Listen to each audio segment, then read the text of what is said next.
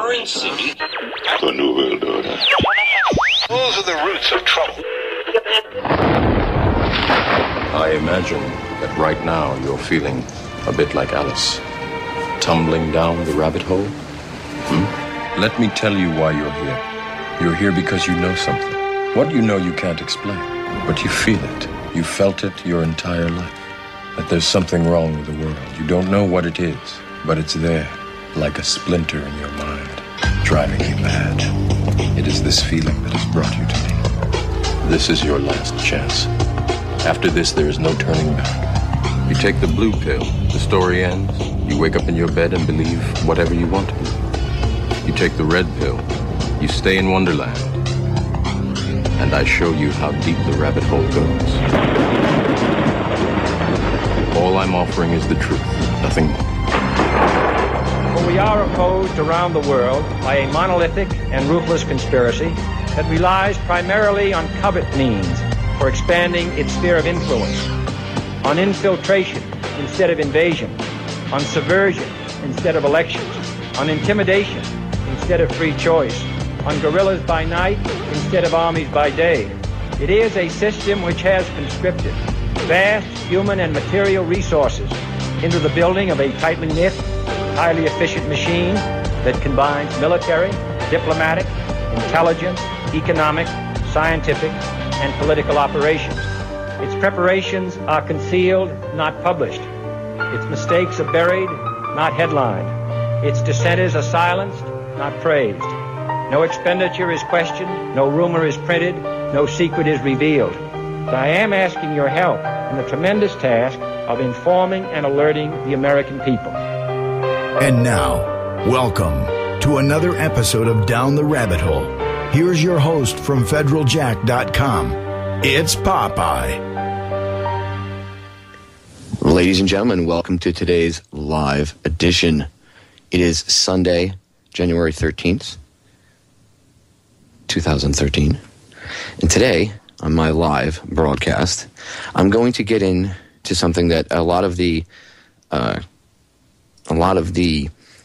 regular listeners have emailed me and asked me about, because a lot of them recognized a certain professor's name in the news over the past couple days and have asked me to address it, and if I was going to address it. And I have been getting my ducks in a row the past few days. As you all know, I don't like to just jump on things. I like to, if I take something on, take it on with logic and reason and have enough intellectual ammo to win said argument and be able to dispute any counter-argument against it. I don't like to just blindly run into things. That's not how I roll. So I've been giving it a few days, and I wanted to line my, get all my ducks in a row, like I said, line everything up. And I know Professor Tracy, as some of the new listeners might not know this. And if you don't know who he is, I'm gonna get into everything. But just for openness and full disclosure, as some of the listeners know, I know who Professor Tracy is because I've spoken at his class at FAU in Boca Raton, Florida, called The Culture of Conspiracy. Some of his students are my listeners. I actually gained some new listeners because of his class.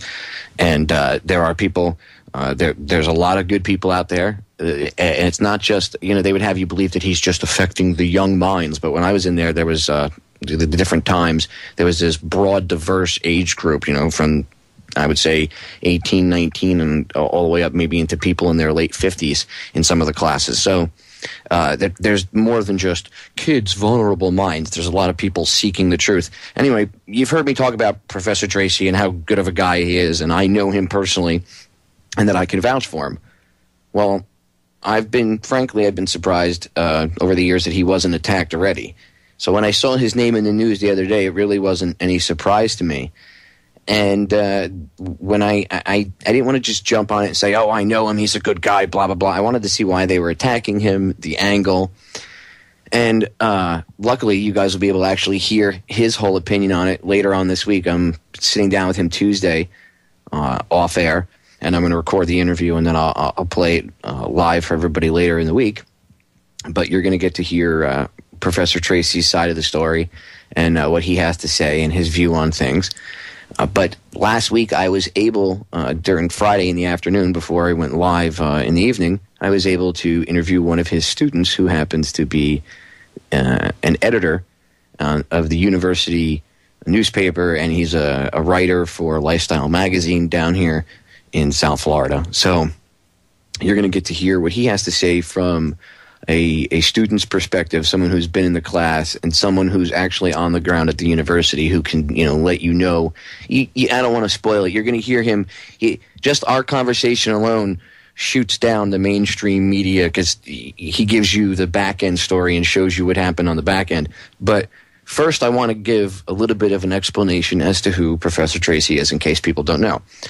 And I'm going to play, to do so, I'm going to play the clip from CNN that Anderson Cooper did attacking the Sandy Hook conspiracy, they call it, or the Sandy Hook conspiracy theories.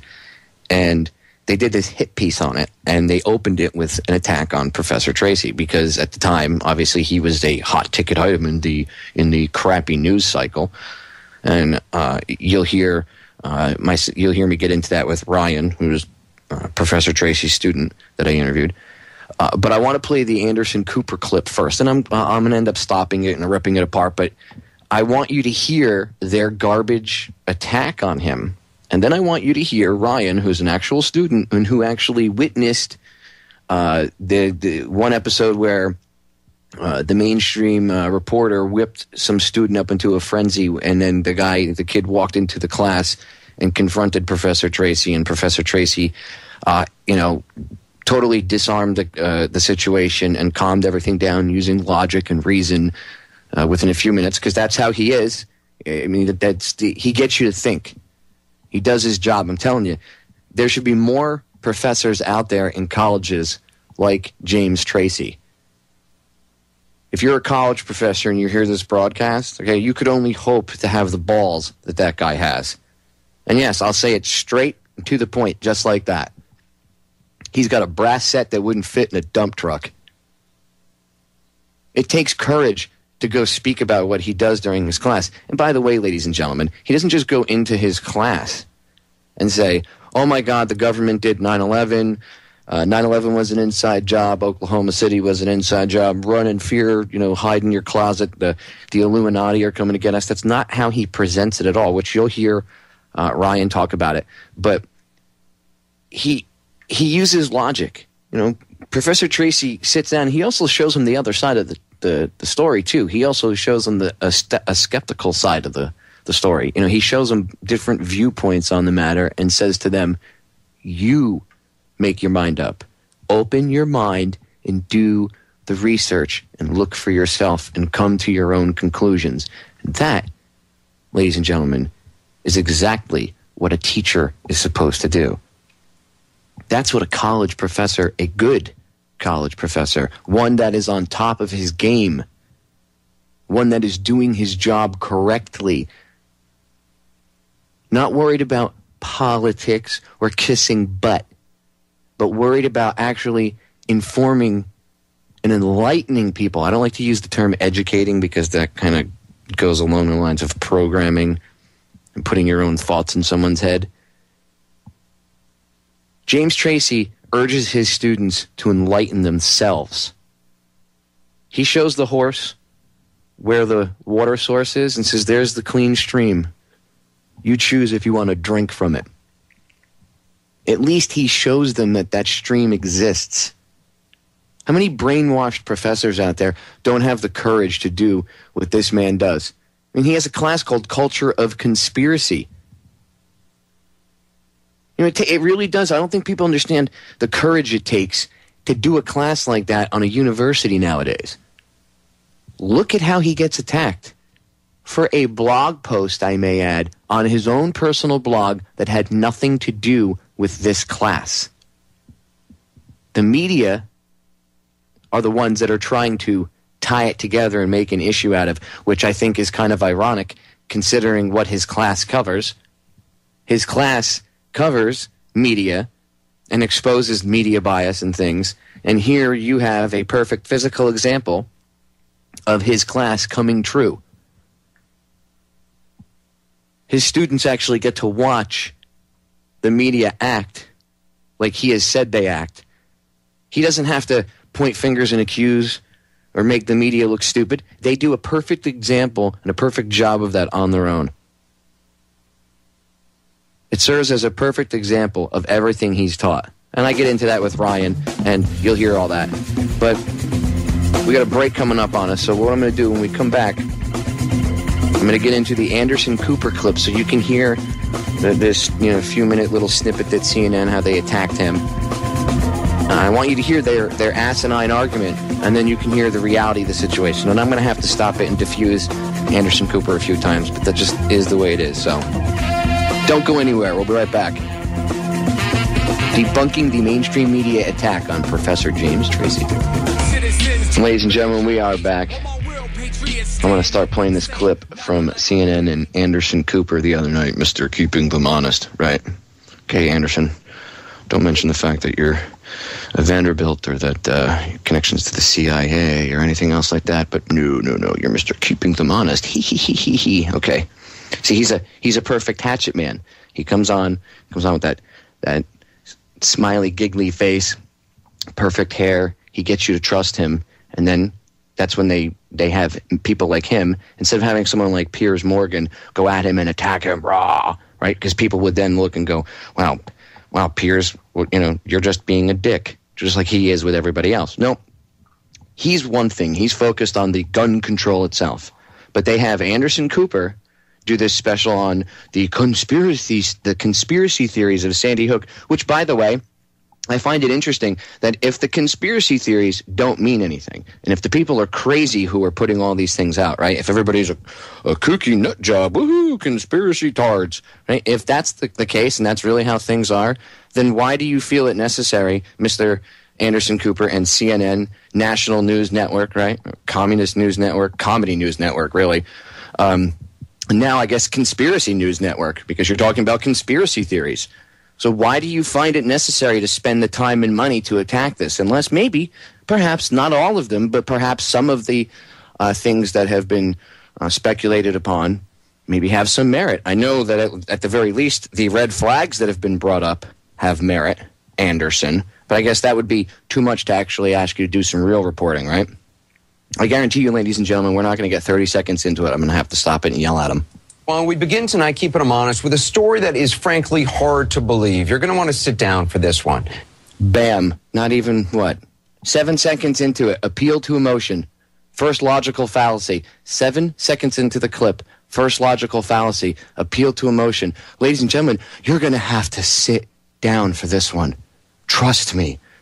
A crazy, kooky college professor. See how he starts it off? Appeal to emotion. You have to pay attention. You have to understand the trivium, ladies and gentlemen. It's very simple, and once you understand it, even the basics of it, and you watch this garbage, you can tear it apart with your eyes closed just by listening to it. Nearly 1 month to the day of the horrific shootings in Newtown, Connecticut, in which 26 people were killed, including 20 children. Tonight, we expose a number of people who are claiming that the Sandy Hook shootings were staged. Now, there are always conspiracy theorists lurking online who come up with some horrifically outrageous claims. And normally, we would not dignify these kind of claims with our airtime. These claims are obviously sickening to many in Newtown who have spent the past 4 weeks crying and consoling, burying friends and family members, trying to figure out how to restart their lives. As I said, now you see 40 seconds into the clip, and his whole argument is based off all of emotion. Getting you to emotionally connect to the victims of the massacre. Not that they're not important, but as a newscaster, as a broadcaster, he's not supposed to be doing that. You should be, technically, if you're doing your job correctly, you'd be presenting the information in an unbiased fashion, and he's not. He's already framing the argument, and he's using the appeal to emotion as a basis. Normally, we wouldn't even mention these conspiracy theories. But it turns out one of the people who's peddling one version of this conspiracy theory is actually a tenured associate professor at Florida Atlantic University, a state university that gets taxpayer money. His name is James Tracy. This is a picture of him. This is what he looks like. James Tracy is his name. Now, you see what he did? You see how he did that? It gets a state school that gets taxpayer money. Then they throw Professor Tracy's picture up on the screen, and he says, "This is James Tracy." This is James Tracy. As if he was reporting that Professor Tracy was a pedophile or a terrorist or a crazy person. You see how they frame it? That is not being a journalist. There is no journalistic integrity in this report at all. We're 1 minute and 1 minute and 1 second into the report. This is what I mean about the mainstream media.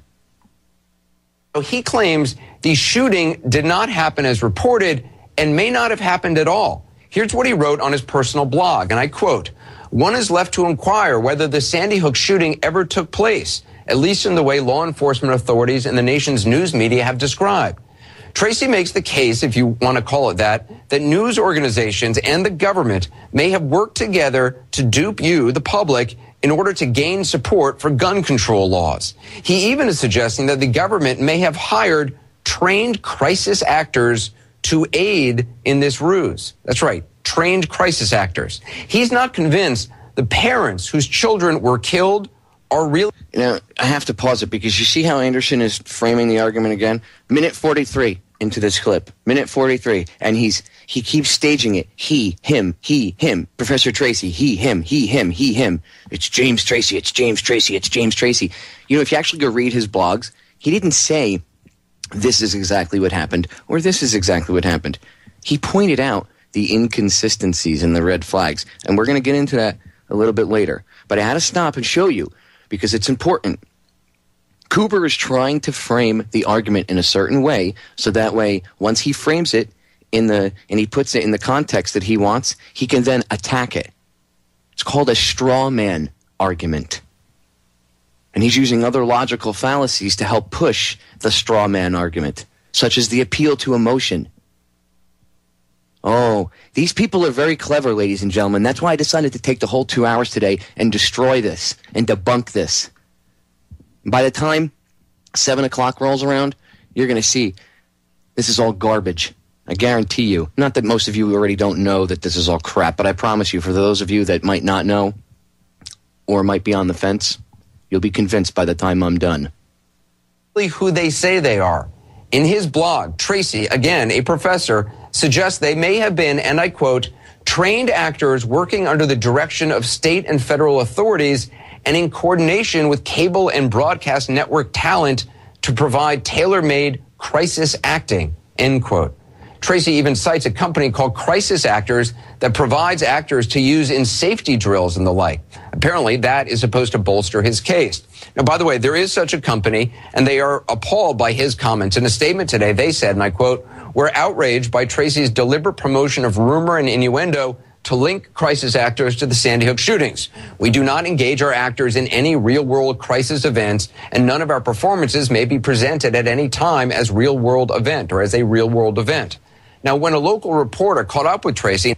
Yeah, no, this is the part I was talking about. But before I air this little snippet here, okay, it's important to note that Professor Tracy is not, again, he is not saying any of this. He didn't sit down at his desk and come up with all these theories by himself. He put together research done by many different individuals in a single spot and said, hey, this is the weird stuff. You know, basically, this is the red flags.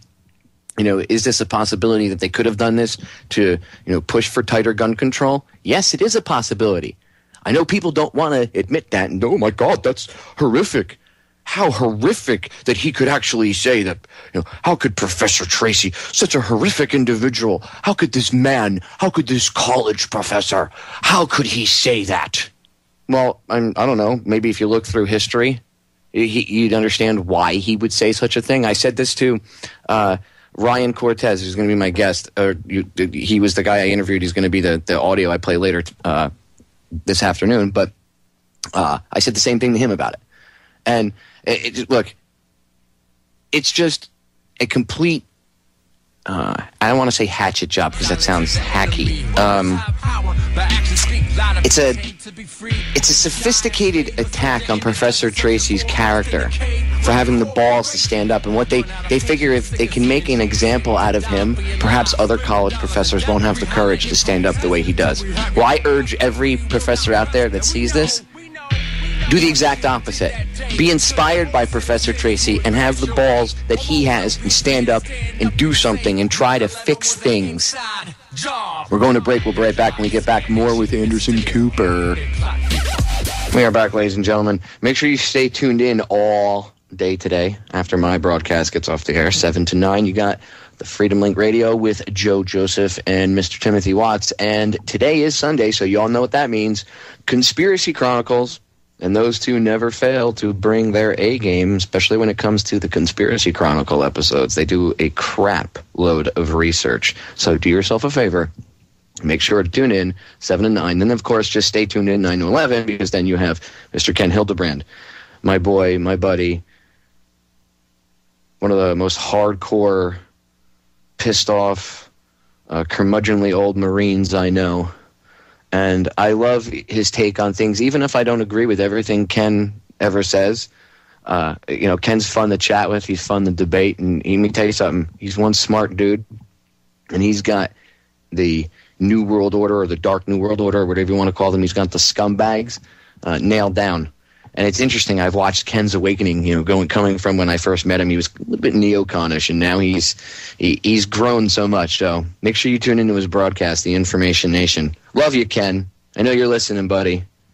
My buddy. Ken's like we call him Uncle Ken here at the network. He's the crazy uncle that was in the Marines during Nam that you don't want to piss off at Thanksgiving because he might go haywire, and you definitely don't want to give him the knife. Love you, Ken. Just busting your chops. All right, ladies and gentlemen. I want to get back into Anderson Cooper and his attack on Professor James Tracy. And there's not much left to it. Only a few more minutes of enduring this horrible garbage. And then you'll be able to hear my interview with Ryan Cortez. But first, you must hear at least what the media is putting out there, right? You have to have an idea of what they're saying. Give you both sides of the argument. Trying to be fair. I asked him about this outrage. His theories might trigger. Here's what he said. Listen. You had 20 families that were mourning, that buried children. Are you concerned about that at all? Well, I think that the entire country mourned about Sandy Hook. And yet, once again, the investigation that journalistic institutions should have actually carried out never took place, as far as I'm concerned. I think that we need to, as a society, look at things more carefully. Perhaps we as a society have been conditioned to be duped. Now, I don't even really know what that means, what he is saying, what the words coming out of his mouth mean. To suggest the reporters on the ground didn't work to find out what happened there on the ground is beyond crazy. Well, hold on a second. I thought you just said, Anderson, that you had no idea what he means, and that you don't understand, and then you roll off with to suggest. Well, then obviously, if you have a suggestion of what maybe he was thinking, or you're trying to at least put that point across to the people that are watching this garbage that's coming across the communist news network, right? Or the crap news network, whatever you want to call CNN, because it's all garbage, right? So you're gonna, you know what? I'm just gonna play the clip because I'll run out of time going off. I really will. This is just a perfect example of garbage reporting. It really is. Really, Anderson. Perfect example. I actually applaud you for doing this broadcast because you make my job so much easier. And I would say Professor Tracy's as well. Everybody asks questions, but that's what we do. Journalism isn't a perfect science, of course. But to suggest that somehow means the shootings didn't happen, that 20 children weren't killed, that families didn't suffer. And all he suggested is that it didn't happen the way it's being told. And perhaps maybe it didn't happen at all, but that would fall under the category of not happening as you were being told. That would be a subheading or a subcategory, Anderson. Again, as an educated college man, you should know this. I didn't go to college. I'm self-educated. I'm self-taught, and I know this. So I know you know. With all that money your family has, I'm sure you got a decent education. I'm sure you know about this, buddy. Don't play it off. See, again, this is how the media tries to frame things. Aren't still suffering is beyond comprehension and obviously deeply offensive to many. As we said, Tracy is not the only one spinning conspiracy theories on YouTube and online. This is from a website whose name I'm not going to use because I frankly don't want to give them extra traffic. Some are even claiming that 6-year-old Emily Parker, killed in Sandy Hook, didn't actually die. Now, as proof, they point to a dress, the dress she was wearing in a family photo before the shooting. It's the same dress that Emily's little sister wore when President Obama met with victims' families. So the people online, these conspiracy theorists, are saying that's actually Emily on President Obama's lap. It's a sickening claim, obviously. There's no other word for it. And there's another one on another website I'm not going to name either. They even use an interview that Noah Posner's mother, Veronique, did on this program to make its point. Here's some of that interview before I tell you the absurd theory. Watch the conversation I had with her first. How are you holding up? I mean, most of the time I'm kind of numb, you know. I think about, and I think every mama out there can relate to the fact of how long it takes to create a baby, those 9 months that you watch every ultrasound and every heartbeat, and it takes 9 months to create a human being, and it takes seconds for an AR-15 to take that away from the surface of this earth. Now, this website says that Veronique Posner appeared way too composed, that she wasn't crying, her eyes weren't red, and that's not how a grieving mother looks, which I got to say is just among the most ridiculous things I've heard. I mean, I've interviewed so many people in grief. I've experienced grief myself. And to say that there's one way that someone should grieve is beyond ignorant. Now, unless you frequent these types of conspiracy websites, you probably never see them. And again, we would never mention them. But James Tracy, here he is again, is, as we said, a tenured professor. Now, you see what they did? Neither of those two websites that they were mentioning were Professor Tracy's. Otherwise, they would have showed you the website he would have mentioned the name, right? Because they've done it on other broadcasts, not just CNN. Other news agencies have talked about it, and they've mentioned his website. In fact, I don't know if Anderson, I don't remember if he did or not, but he might even mentioned Professor Tracy's, the name of the blog, right? His personal blog that's not connected to FAU. Again, I have to stress that. And they're trying to lump him in with these other two conspiracy websites. You see what they did? They talked about Professor Tracy. They stopped. And they talked about these other conspiracy theories, these theories that are being postulated by people. Not Professor Tracy. He's not in cahoots with them. He doesn't call them. Okay? But you see how the media, see how Cooper is framing it? As if Professor Tracy runs the conspiracy websites or has something to do with it. He's trying to make a connection between him and all these other websites so that now he's a kooky, crazy conspiracy theorist. And now, back to the shot of Professor Tracy where he's kind of got like a smirk on his face, and they frame it so it's small, and then when they show it, now they show the picture. What does he say? Here's Professor Tracy's picture again. This is what he looks like. As if he's a criminal on the run. If you see him, you must shame him. That's ridiculous. Do you see how the media tries to control you? That alone should piss you off, that Anderson's trying to get you to have an emotional reaction against somebody else for no reason at all, other than to push his agenda or to attack that individual. Doesn't that make you angry? Do you have any personal stake in getting angry at Professor James Tracy? I don't think you do. But the media will damn sure make every opportunity and they'll take advantage of every opportunity and make every effort to try to push that in you and try to make you have an emotional reaction to Professor Tracy and what he's talking about. Again, appeal to emotion. It's how they frame the whole argument. At a public university, taxpayers pay part of his salary. In Newtown and beyond, his comments are triggering intense outrage, as you can imagine. In a statement, Newtown, Connecticut First Selectman Pat Lodra took aim at Florida Atlantic University, saying, "Shame on you too, FAU, to even have someone like this on your payroll. I can assure you, sadly, that the events here in Newtown unfolded exactly as are being reported, with a horrible outcome, the violent death of 26 innocent people, including 20 children." Now, we invited Professor Tracy to come on the program. He's a professor. He talks in front of students. We would think he would be willing to defend his thesis. He declined. Our invitation stands. John Zarella, our reporter, went to try to find him. John joins me now. So you went looking for this guy, this professor. And when they go to John Zarella, or whatever the hell his name is, they go to him. He's shaking his head like, he's got his head down. He's giving that nod like, yeah, we tried to get in touch with him, Anderson. He's just, nodding with kind of looking down at the floor like, yeah, with that, yeah, the guy's a dirtbag, that kind of look. Remember, a lot of this reporting is acting. It's about body language, and it's about how they come across, not just with what they say, but with what they do with their eyes and their face and their bodies. It's all acting, ladies and gentlemen.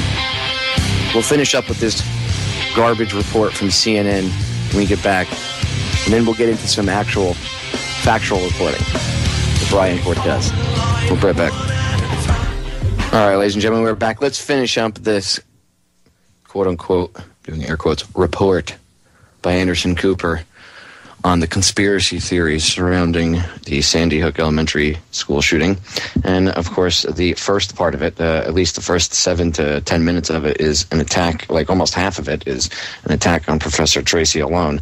And as I said, they were trying to frame it. When we went to break, you heard me interrupt it.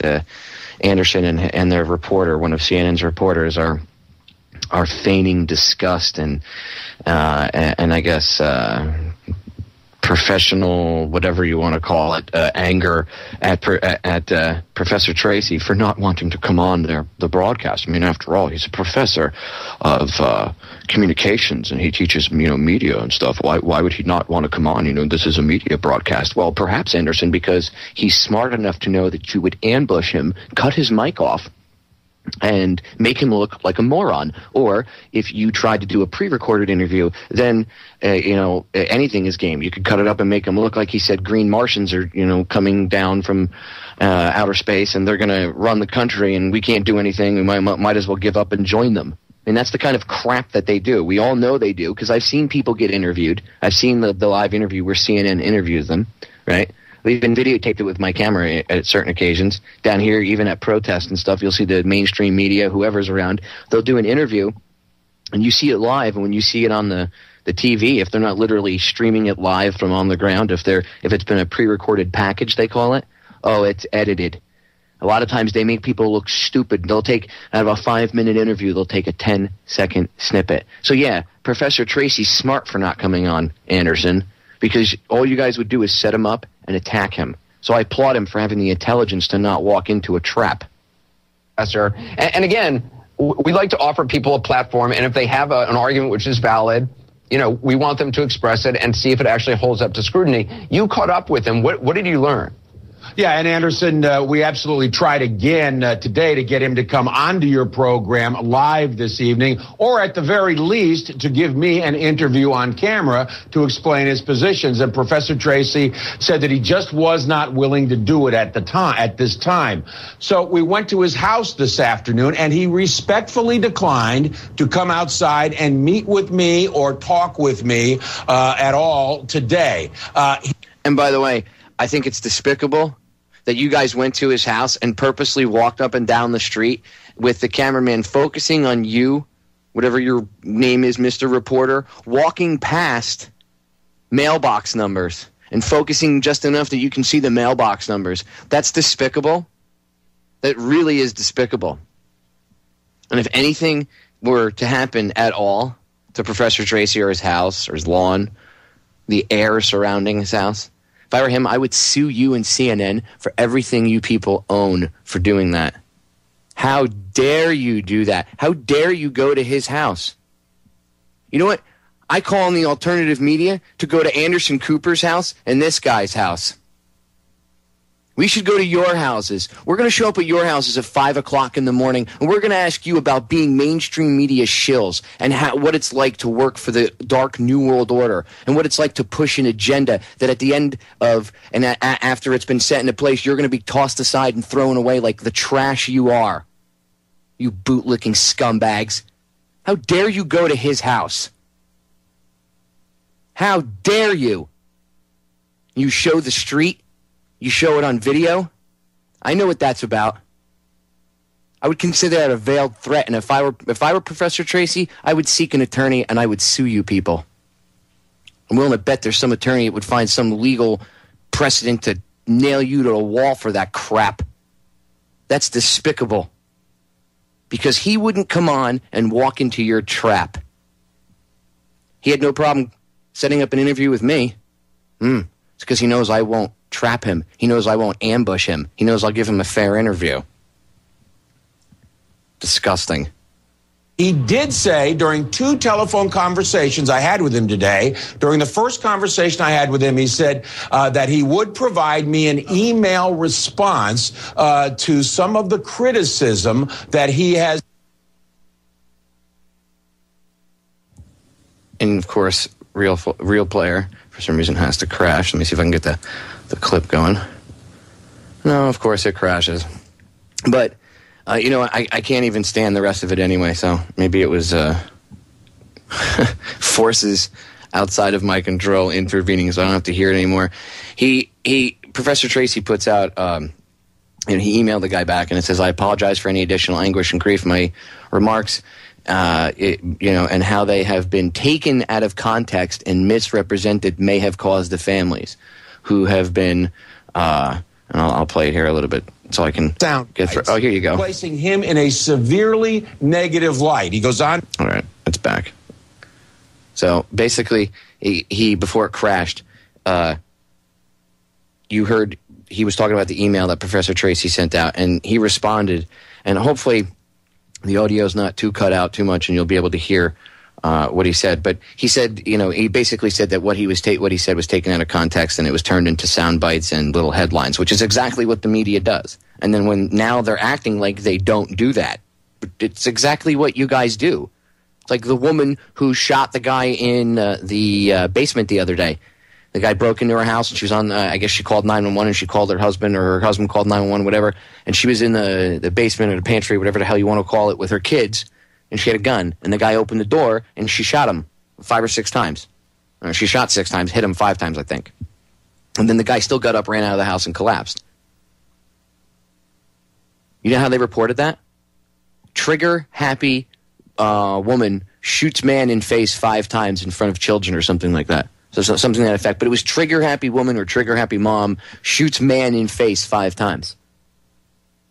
Trigger-happy woman. Trigger-happy. She was trigger-happy. She was defending herself, you scumbags. You see how they reduce it to sound bites and headlines. So he's right. And these guys are criticizing him for calling the media out like they don't do exactly what he said they did.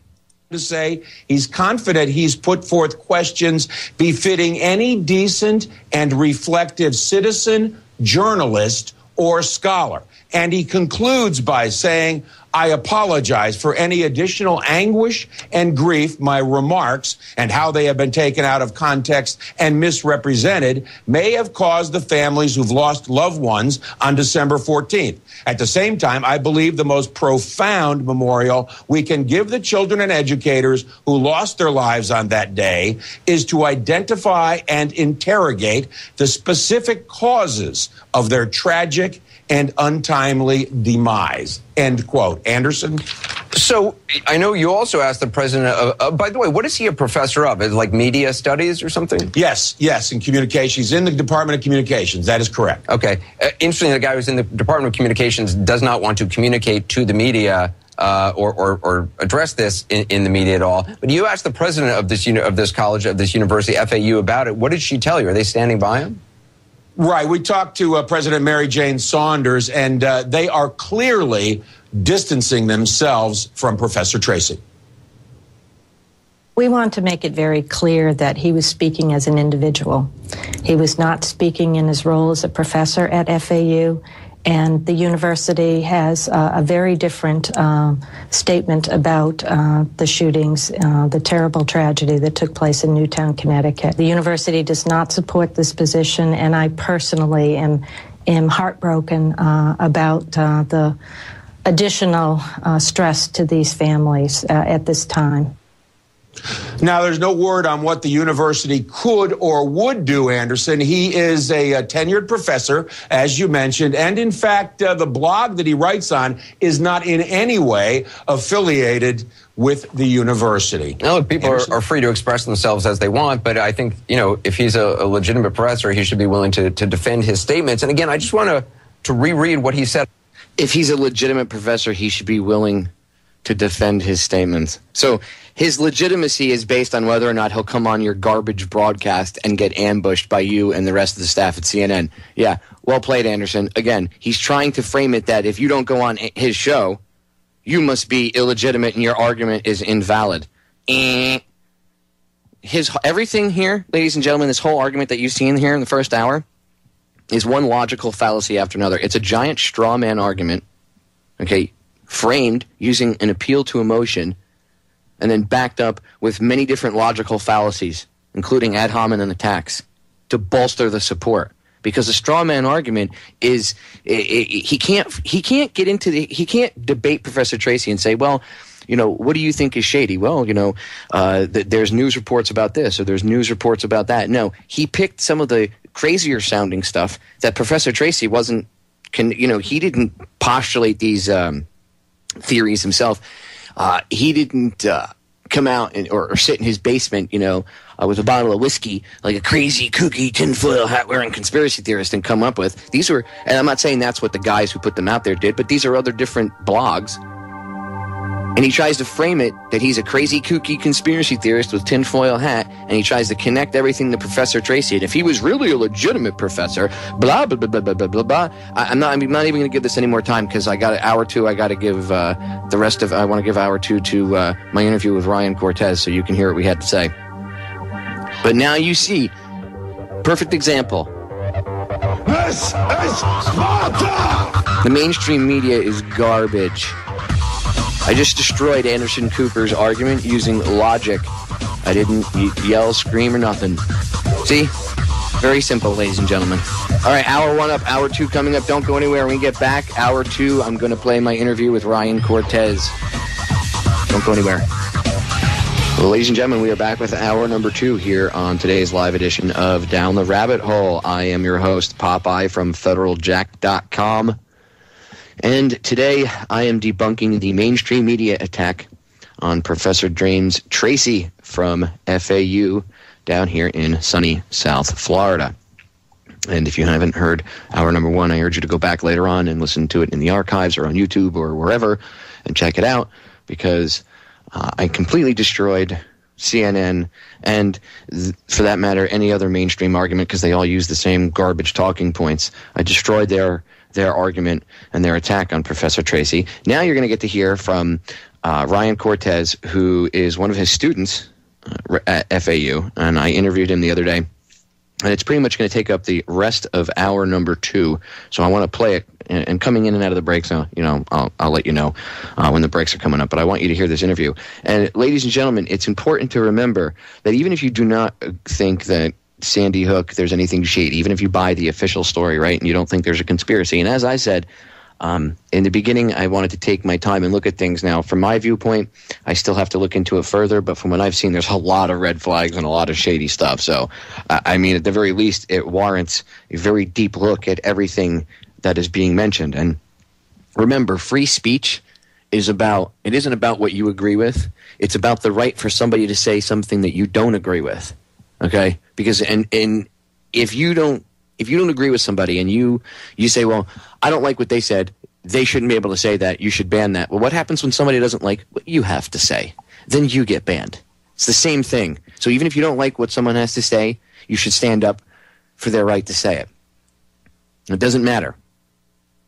That's the way it is. That's what free speech is about. Anyway, I want to get into this interview. Here you go. Ryan Cortez.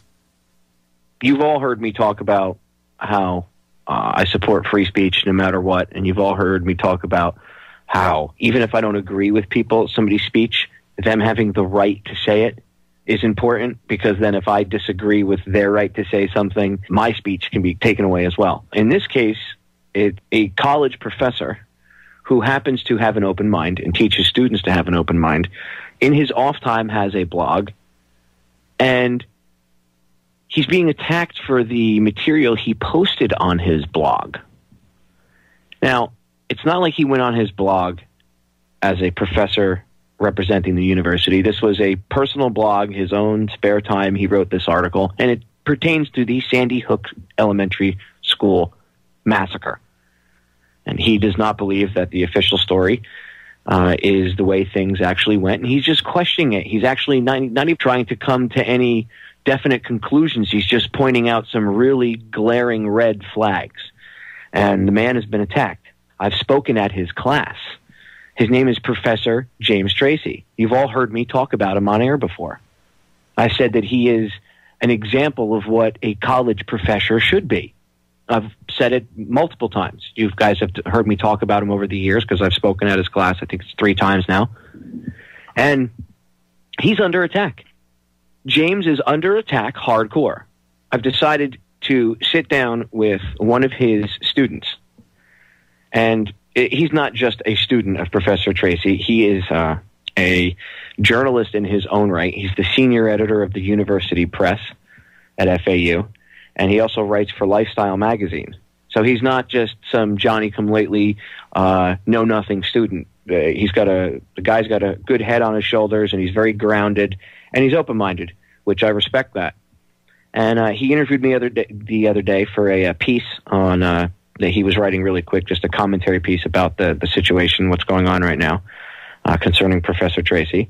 And I wanted to have him on to get his opinion about the whole situation. I wanted to have him on to get his take on how he sees the demonization of what Professor Tracy said and, you know, the attack on free speech. And then I want to get his take as a student of the class itself, culture of conspiracy.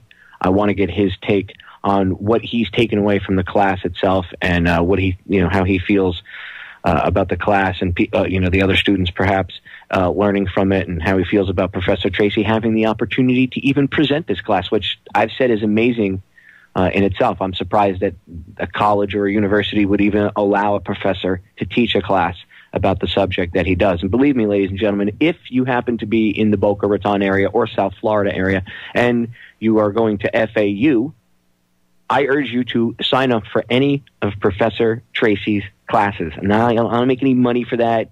He doesn't pay me. He doesn't give me a stipend for saying that. I guarantee you'll learn something. But enough from me, Jabberjawn. I want to get into it with my guest. His name's Ryan Cortez, and as I said, he is the senior editor of the University Press, and he writes for Lifestyle magazine. Ryan, welcome to the broadcast, my friend. Thanks for having me, man. So let's start off with the drama. I'll pick your brain about the class in a few minutes, but let's start off with the obvious elephant in the room. This drama going on with people attacking Professor Tracy. Now, you're a student at the college, so let's start from the beginning. How many days ago did this thing blow up into what it is? Because, I mean, he's had his blog for a while. So, in fact, the last time I spoke at the class, I even said I'm surprised that nobody's attacked him yet publicly. What's your take on this, on the drama, and how did it start? And then we'll go from there. Like, how many days ago did it blow up, and what was the reaction on campus the day it turned into this mess? Well, there wasn't a reaction necessarily on campus when it first came out. And what's interesting is he's written 4 posts on the matter. The first one on Christmas, and 3 of the 4 posts didn't really get a reaction in this way. And the three of the 4 posts were just sort of pointing out media inconsistencies with the story, questions left unanswered. And then his 4th post was the one that blew up, and that was sort of the one where he said, okay, all this stuff looks fishy, so one could surmise X and Y. And he never said, you know, I think X and Y. He just sort of said, maybe this happened. Maybe there were actors trained. Maybe this was under a guise of gun control talk and that sort of thing. And once that post came out, a few days after, the Sun-Sentinel wrote about it. And since that moment, this has just turned into a giant media storm. And you don't really know how the media cycle works until it happens to somebody you know a little bit. And I've taken 3 of his Professor Tracy's classes. And I could just see in all the media coverage the laziness. It's just really easy to write a story that says FAU professor thinks Newtown was a hoax. And then it just starts this firestorm of people commenting, calling them names and mudslinging. And to me, the most interesting part out of all of this was when he told me, and this is how I ended the column, he's gotten between 12,000 and 15,000 views on the post, which, yeah, that's a lot for him. But, you know, there's been hundreds of thousands of people commenting on this on Twitter and just having an opinion on it. And the vast majority of them haven't read it. And to me, that's interesting. You've got journalists and others sort of commenting and calling him names, and they haven't even read his post. I mean, he wrote 14,000 words on it. It's a lot. There's a lot going on there. So it's just been a whole storm this week for him. Well, you know, I find it very telling how most journalists, and they call themselves journalists. These so-called journalists, these reporters, are actually what I know you know who David Icke is. He has a good name for them. He calls them repeaters. I think I might have even mentioned this when I was talking to you guys the last time. And they're just kind of attack dogs. they're sent out to go after people. And in this case, especially, see, I'm kind of glad this happened. And I know that sounds messed up. I feel bad that poor Professor Tracy's getting dragged through the mud the way he is. He's a tough guy. I know he can handle it. But I'm kind of glad this happened because it backs up everything that he has said in his class. I know he's explained how the media works and how it's controlled and how they attack people with altering opinions and things like that. Here's a prime example of it. What better example than for him to be the example, you know what I mean? The physical embodiment of what he's been trying to teach you guys. Because he could show you a documentary about somebody going through it and you go, yeah. But like you said, you don't really learn until you see somebody you personally know go through this and get raked over the coals for no reason at all. I mean, he had an opinion on his own personal blog. All right, ladies and gentlemen, I'm going to pause it right there because we got the break sneaking up on us. When we get back, I'm going to come right back in from break, and as soon as the music starts to fade down, I'm going to pick it up right where I'm leaving off. So don't go anywhere. And for time constraint reasons, I'm not even going to give it an intro. I'm just going to let the music fade down. I'm going to go right back into the interview because I want to try to squeeze the entire thing into the second hour. So don't go anywhere. More with Ryan Cortez on the mainstream media attack on Professor James Tracy. We'll be right back. He's a free person. The last time I checked, the First Amendment is still in effect. To be fair, I don't think people are saying that he should be thrown in jail for this. I think people are angry about what he said.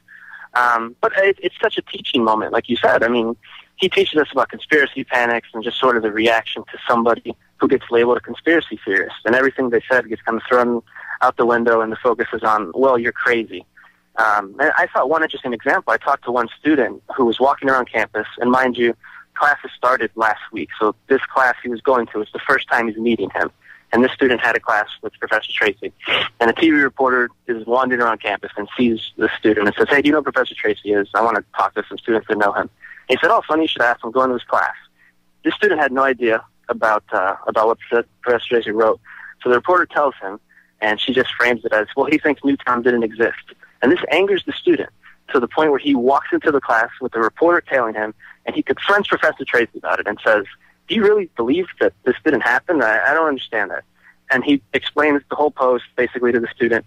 And the student just sits down and is like, wow, okay. I mean, I might not agree with your take on that, but I understand there's nuance there, right? There's more to it than just this headline. And that got lost in all the reporting. There wasn't time to do that. It's a lot easier to just say, this guy thinks it's a hoax, he's a nut. So I thought that was interesting. There's a lot of young kids who read the headlines and called them names, and you meet them and you talk to them, and it's different. And it just makes you think, that's all. And it shows you guys it gives you another example of something I brought up. Remember I said last time I spoke to you guys, I brought up appeal to emotion. And I said the media, and I only briefly covered it, but it kind of explained how the media uses it. Well, that's a perfect example. Do you see what they did? They use a certain headline and something that grabs attention and grabs your emotions and allows them to get you wound up, and the kid marched in to confront him. And then Professor Tracy did what he does best. He just sat there and talked and used his brain, used logic and reasoning, and the kid went, oh, okay. And then, I might not agree totally, but that's something that should be looked into. Okay. Which at the end of all this, that's what this has done. All this media attention, they would have been better off leaving him alone and not saying a thing to him, because now at least his blog, his article has created this national conversation. It's not even just a local Florida conversation. It is now national. And of course, you're going to get the media that goes up to somebody and says, how do you feel about this? There's this crazy college professor down in Florida that says that the shooting didn't happen, and they go to somebody in the town council or whatever, and they say, oh, that person should be fired. He's teaching that to his students. But that's not the case at all. In fact, it's not even what he said. But like you said, they just take it and they run with it. And I've said this on my broadcast before to the listeners. If it bleeds, it leads. They don't really care if it's actually factual. And remember this. The Supreme Court has ruled that the mainstream media doesn't have to report any actual factual information to you as news. They can lie to you, tell you it's news, and they're not liable for it. They can't get in any trouble whatsoever for it. The Supreme Court's already ruled on it. So what's to stop them from coming on and just telling you complete lies? And of course, this is all an attack on Professor Tracy. Every time you see any type of college professor that speaks out and speaks truth and doesn't toe the line, he gets attacked. And, I have a big problem with that. I have a big problem with him being attacked because he says something that's perhaps uncomfortable or doesn't toe the party line. How about all these college professors out there that speak openly to their classes about getting rid of the Constitution or, completely nullifying it and taking away people's rights? And I know this stuff gets pumped out into the young children's minds in college. I know it does. I've seen it. I know people that are in college that have told me. They've shown me videos of professors saying things. I've seen it on YouTube. I've seen more than enough evidence to know that there's a lot of different ideas out there. So how come those people can spew their garbage, but Professor Tracy goes home, he's not on FAU time, goes home and just postulates on a blog with, pointing to some facts this is a little shady and we should look into this. That's all. It's a little weird. We need to look into this because this is a big issue. I think what he's doing is a service to the families and the people that died. Don't you? I mean, if that was my family and somebody in my family was killed in a shooting like this and the mainstream media and the police had it all wrapped up with a nice little red bow in a week or two, and that was the official version, I wouldn't be happy with that. And I don't think he's doing anything wrong. Me personally, I don't think he's doing anything wrong. You're a student of the school. Put the fact that you're open-minded, whatever, put all that aside. As a student of the school, do you really think this reflects you in any negative way?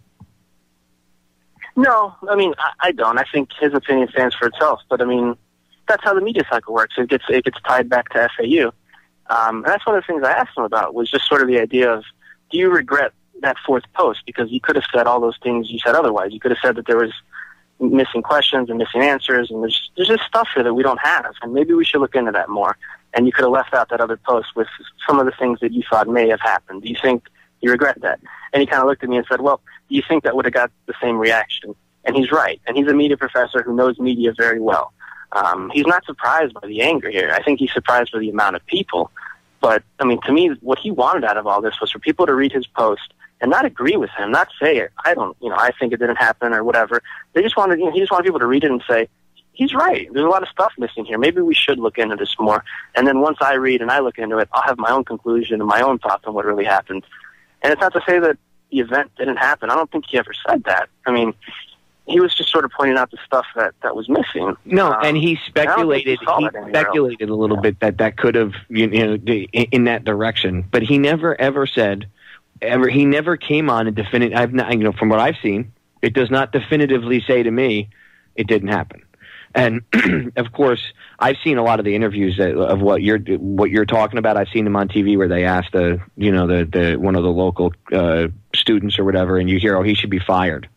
I don't think he shouldn't be able to he shouldn't be able to say that or teach that to kids or whatever. That's insensitive.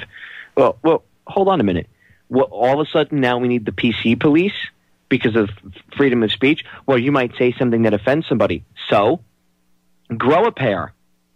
When you get into the real world, people don't walk around going, "Oh, I'm sorry, did I offend you?" That's not how things work. That's one of the reasons these kids that come out of colleges today, a lot of them, and of course, society is changing a little bit, but a lot of the kids that come out of colleges and universities today, their version of the real world isn't what the real world is. It's two different things. They're not really being prepared for the reality of the situation.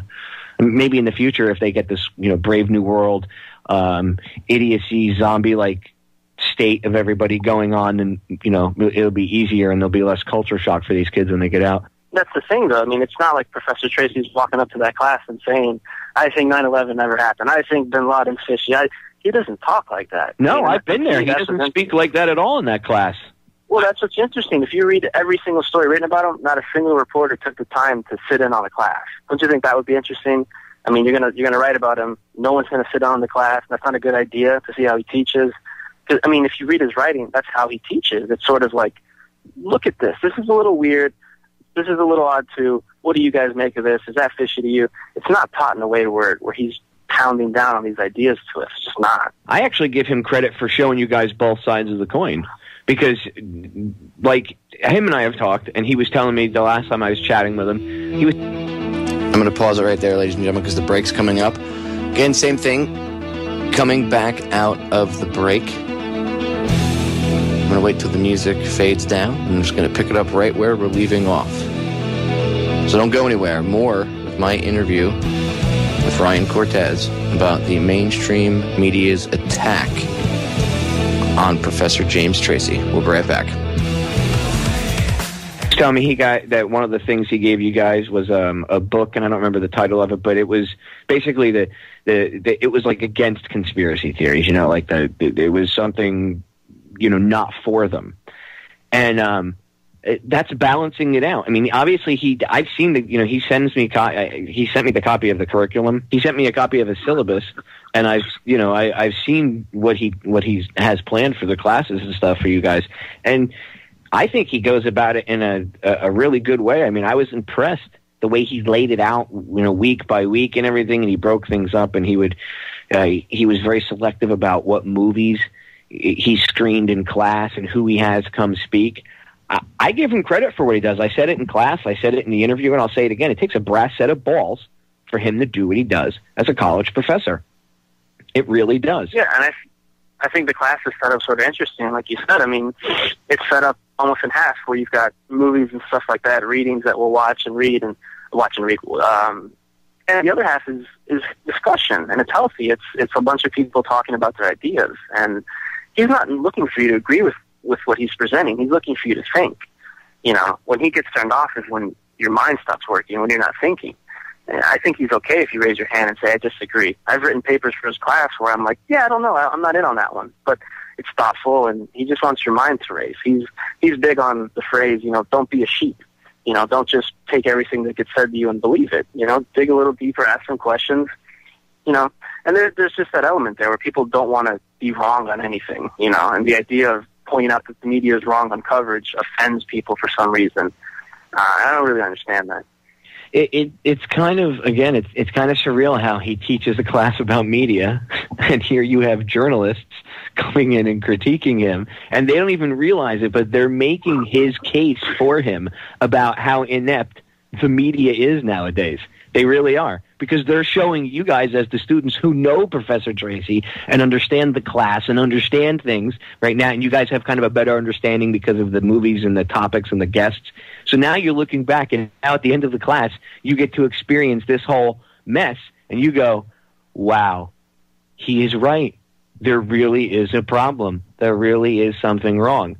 I mean, again, if the powers that shouldn't be, whoever wanted to go after him, whoever wanted to fry him, whatever moron in the media, whoever it was, whoever decided to go after him, all they did was, A, bring about a national conversation about this topic, which is good, and B, prove his point, not only to all his students, but anybody in future classes, because he'll be able to use this as a teaching device. Anybody that has a brain in their head and sees this understands that they're going after him. They're frying him. They really are. It really, this thing serves as this whole escapade, this whole mess serves as a giant teaching tool. I think it really, at the end of the day, I think it serves to it. If they keep going after him, I guess there are people calling for his job, and I know FAU has said, look, it was on his personal blog. He wasn't representing FAU, so there's nothing we can do. But I just hope he's okay, and that career-wise he doesn't get screwed with. You know what I mean? I hope that... He's got nothing to worry about. He's not going to get fired for this. He even told me a cool anecdote about one of the reporters that first tried to contact him, tried to get in the door with a line that just wasn't true. He told Tracy, well, I heard there's been a lot of people upset and they want you fired, and there's talk in the administration that you're going to... And he was just sort of like, well, who? And Chris Robay, who I talked to, is president of the faculty union. He'd be the guy that they're complaining to, and he was dumbfounded by it. Couldn't understand it. He hasn't heard anything of the like. And Tracy's known on campus as one of the only professors with, the balls to say what he says, and he's tenured. He's not afraid to be quoted on anything. And even at FAU, it's a nightmare to get interviews. You got to go through media relations for everything. And he's one of the only professors who you can walk into his office and interview him and not go through a PR person. I mean, it's just... Do you think a lot of this... this spin where you're seeing in certain articles or reports or whatever, there's people calling for him to get fired. Do you think a lot of that is just crap? You think a lot of it's either made up or inflated and blown out of proportion? Absolutely. And I mean, if you look at the reporters covering this story, think about it. I mean, you've got TV reporters who come to campus for 10 minutes, they interview him on TV, they get their TV moment, they shame him into the question of, what do you have to apologize for? Are you going to get fired? And they leave campus. I mean, they're not talking to people who run this place. They're not talking to the students to go to his classes. They're not in the know here.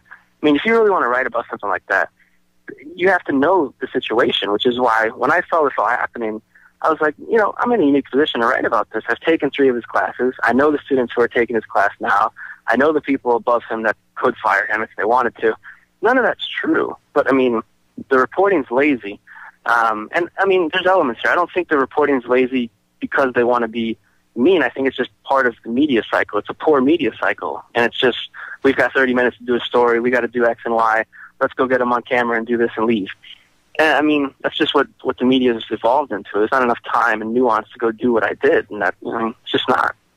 Well, yeah, no, you're right, because you have cycles, you have advertising cycle and everything else, and you have to, even the alternative media, the quote unquote alternative media, falls into that. They have even like an alternative news cycle, as it were, and it's very easy to fall prey into almost like a routine of and a lot of people do it because a routine is good and it keeps people on point and stuff. But I don't think they realize that you end up creating this bigger, larger cycle of every day the news comes out at this certain time, and that's why I've seen news reporters dealing with them like when it comes to protests and stuff down here. Right, when I used to go cover protests, and I would see the news reporters come down and cover a protest. I used to sit and chat with them and pick their brains, and they explained to me. They were like, "Yeah, we got to go cover something else in like 20 minutes," and they would run around, get all the audio for the or in video recorded. That they would do their pieces, and then while they were driving around, the engineers in the van cutting it all up, and then they if they're out at like spot 3 or 4 for the day, they can remotely send it to the station from where they are on the and she'll be doing another report. They have maybe like a female reporter out there. She's sitting there on camera doing a report, and they can be sending out a recorded piece and then go back to her live. I mean, I've seen them do it. The media nowadays is like this. It's instant entertainment. It's on your phone. It's on your computer. You can't get away from it, dude. There's news everywhere. I mean, you can't go to the bathroom and take a leak anymore. There's even restaurants where they have news or in TVs and garbage playing above the urinals and stuff. Even in sports bars, you can't go anywhere where there's not a television or some sort of media related device. And there's always 24-hour news cycles and everything. And that's how they've taken over Twitter. They've taken over Facebook. It's like you said, it's done so that they have to put everything out like, 6 o'clock, got to get it out. 6 o'clock news at 6:30. Got that new commercial we got to air. And it's all about the money. It's more about it becomes at the end of the day more about the advertisers and getting viewership, because you have this advertiser and you want to get the next one, and then you'll be able to sell it for more because look, our viewership went up, and then you're not really caring about the news anymore. And then that's what we have today. So we really don't have reporters anymore, do we? We have. Like Ike says, we have repeaters. They just say what they're told. And now, again, this is why, as I said before, this serves as a huge teaching example for you guys. I mean, I really think this is going to end up being a good thing. Yeah, I agree. And I think a lot of the kids who know him and have taken the class, they keep saying, everyone that I interviewed, they keep saying, look, anyone who says about Professor Tracy, please just take his class. And that's simplified. But it's true. And it's hard to cover this and write about him and form an opinion without talking to the dude and without seeing how he interacts with the students and all that sort of stuff. He makes you think. And his take on the media, and and that sort of thing. I get asked a lot, you're a journalism major, and he bashes the media. Does that make you discouraged from wanting to work in the media? And my answer is always no. It makes you want to go change media. It makes you want to make it better. And I think that's a good thing. I think there's a lot of good that he does. There's no reason to hate media. There's no reason to get mad at, there's a reason to get mad at the status quo as it is now, but it doesn't mean that it's bad. It just means that the business model and the way things are done today are garbage, and it needs to be changed up. And inspiring the younger generations to be that change of the future is important. Otherwise, we're going to continue with the status quo. All right, I'm going to pause it right there, ladies and gentlemen. When we come back, again, same thing. Coming into the final segment, just going to pick up with the audio so I can squeeze in as much as I can. We're almost done with the interview, so stay tuned. Final segment. Don't go anywhere.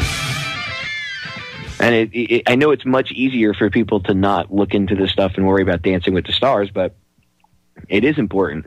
I got to tell you, man, every time I've spoken at his class, every time I go, and every time I see a new class there, it's amazing to me because I remember the first time there, he struggled the first time I was there. At least by the time I got there was maybe 10 people, 9 or 10 people in the class, something like that. It was very small. And now there's way more. The classroom was packed the last time I was there. And that made me feel good because I was like, wow, there's a lot of people that care about what's going on and they want to at least look into it. Doesn't mean that they think 9/11 was an inside job or the Oklahoma City bombing was an inside job or any of this other stuff. Doesn't mean that that's what they think. It just means that they're willing to open their mind and sit and listen to somebody. You've taken his class.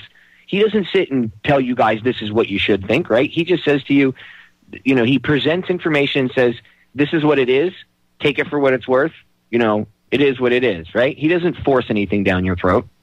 No, of course not. And I think even worst case, if all you take from his class is simply to just question things a little bit more, I think that's such a good thing. I don't think you get that enough from professors. I think the way the school system is designed, everything should be neat. It should be 2 + 2 = 4, and we shouldn't question anything, and that's what we're conditioned for. And even if you don't agree with anything he says, and believe me, there are students who take his class and they're not in on the conspiracies. At the very least, they're thinking more. The next time a story comes out, they're not believing everything about it. They want more details, and that's healthy. He's creating a good culture of new journalism, which is good. Which is, it's actually really important because the culture we have now in journalism is horrible. So, as a student of the class itself, as someone who's taken his class multiple times and sat in there, what would you say to a reporter, one of these mainstream media puppets like what you saw, if they came up to you and they actually gave you a chance and they asked you your opinion, what would you say if you had the chance about Professor Tracy's class and Professor Tracy? Well, I was interviewed by Broward New Times down here, similar to what you're asking, and I basically said, what I've said in the whole interview, which is just there's more here, and a lot of the stuff that he teaches and the way he teaches cultivates a lot of good things, and it makes you think. And I remember sitting in his class, and he would come up to the front of the room, and we would start talking, and I'd be like, you got to be kidding me. 9/11? What do you mean? What do you mean that it may not have happened like that? I don't understand. And the more things you watch and the more you hear, you question it yourself. And that's important because you don't think, along the same timeline. You don't think that there was a total conspiracy, but at the least, if you're just thinking about it and you're thinking there's not enough there, that's good. You got more people questioning it. There should be more people questioning the media in terms of a watchdog form. Not enough people question the media. It's one of those end-all, be-all things. You write it, we read it, it's over. And that's not how it should work. It should be an interactive thing where the media writes something and we say, I don't know. And that would force more media members to go cover the same thing and cover it differently. Think about all the Tracy stories you read. Take away the byline and the name of the publication. Can you really tell the difference between all of them? It's more or less the same story. So, as a student of his class and as someone who's open-minded and who's been exposed to this stuff, what do you think of all of this? The craziness that is the information that has been presented to you. Like I know he's presented chemtrails, mind control, 9/11, Oklahoma City, that type of stuff. Now that you've been presented this type of information, what do you make of it? What's your take on it? What do you think? my take on it is if you want to think differently, you better not label yourself a conspiracy theorist. That's an easy way for people to dismiss you. I think you got to think outside the box, and you got to be mindful of people taking you down just because you're thinking. Nobody wants to be told they're wrong on a media story, and I don't think that's the point of media. I think the point of media is to get it right, not to just write your story and have us read and react to it. So I think when you see all that stuff happen to Tracy and you can see the laziness in the reporting, it just makes you think more. You know, it makes you understand how media works, and it makes you, you know, the next time I tackle a story, I want to dig even deeper. You know, I want to spend more time with the people involved, and, you know, at the very least, I think that part of the story is going to cultivate some good things out of it, even if he's got to deal with the bad parts of it.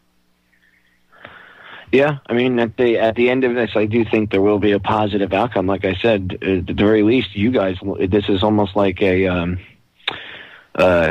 huge bonus for at the end of the class. You guys got to experience and see the very man who was trying to teach you and show you just to think outside the box. Really, all he is, I mean, he's not trying to brainwash you guys. And this is my take on it. All he's trying to do is act as a guide. He opened the door and said, "Hey, go check it out," and then you formulate your own opinion, which is what you're supposed to do. He's leading by example, and hopefully his class, and your fellow classmates will take this, and you guys this will forever leave a mark on you guys, and you guys can take this and run with it and make positive change in the media and in the rest of the world, and, you know, in whatever you do. Because now you guys, this has solidified, if nothing else, everything he said to you guys. You know, they literally, without even, as I said, the media should have left him alone, because without even realizing it, I think that they've completely solidified and validated everything he's taught you guys through his whole class by just doing what they're doing. It's like they literally defeated their own argument by doing what they did. At least to you guys, to the class, because you see, you know what I mean? It's like, did he show you guys They Live? Do you ever hear that movie, the John Carpenter movie, They Live? Okay. If you get a chance, go watch the movie. It'll actually blow your mind. You'll realize that John Carpenter was trying to tell everybody something when the movie came out. It's like a cult classic. Basically, in the movie, Rowdy Piper stumbles upon a pair of sunglasses. As he's walking around, when you put the glasses on and you see the world, it's black and white. And as you're looking around, you see billboards, and they say, obey, or, you know, like he looks at money and it's just a blank piece of paper and it says, "This is your God." And it's all like subliminal stuff that's hidden. Well, the glasses allow them to see the subliminal stuff.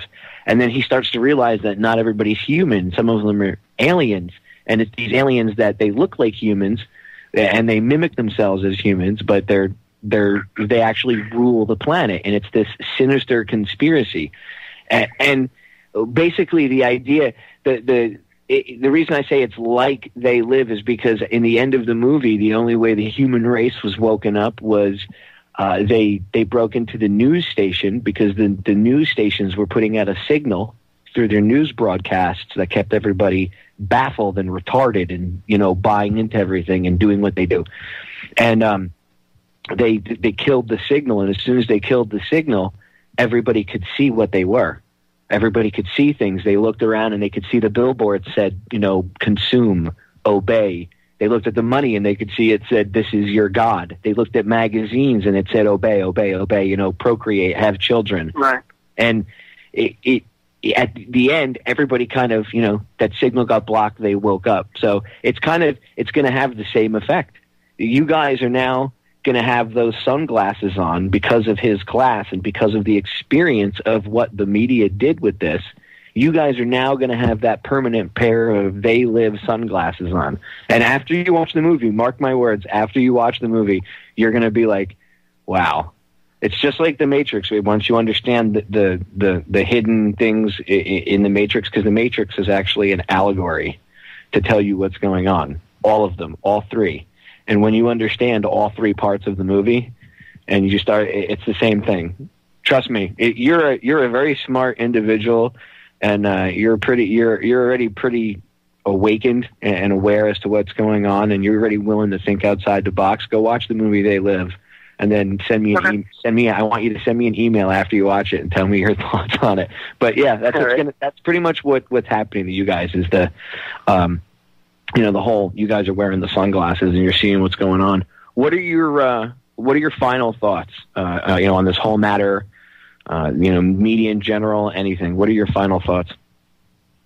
I'm just interested to see what else happens to him. I want to see when this story dies, because the way the media cycle usually works, you swoop in, you do your story, you swoop out, you leave. I want to see if this goes away in a week, if we're going to remember Professor Tracy in 2 months, or if the only people who are going to remember him are the people who take his class. And if the only people who learn from this are the people who know him and take his class, that stinks. Hopefully more people will see what's going on and see the nuances in it. But you could be doubtful about that just because so few people have actually read everything on that website. It's easier to just read the headline. So I'm curious to see how many more legs and how much longer the story goes on. And there you go, ladies and gentlemen. I want to thank Ryan Cortez for giving me the interview, and I've taken about a half hour, 35 minutes out of his life to give me the interview. The kid's really busy. He's doing a lot of things, and he set the time aside to sit down and talk to me in defense of Professor Tracy for this broadcast. So big thanks to Ryan Cortez. Check him out, Lifestyle Magazine, and he's the editor over at the university paper over there at FAU. I want to give a big shout out to Professor James Tracy. You can check his class out at FAU. Culture of Conspiracy. I urge you, if you're a college student over at FAU, take his class if you haven't yet. I guarantee you'll learn something. Ladies and gentlemen, we're out of time. Thanks for tuning in. Make sure you tune in tomorrow night. Lena Senek is going to be on 10 to midnight Eastern Standard. And stay tuned for Joe and Tim, Conspiracy Chronicles, and Ken. I'm out of here.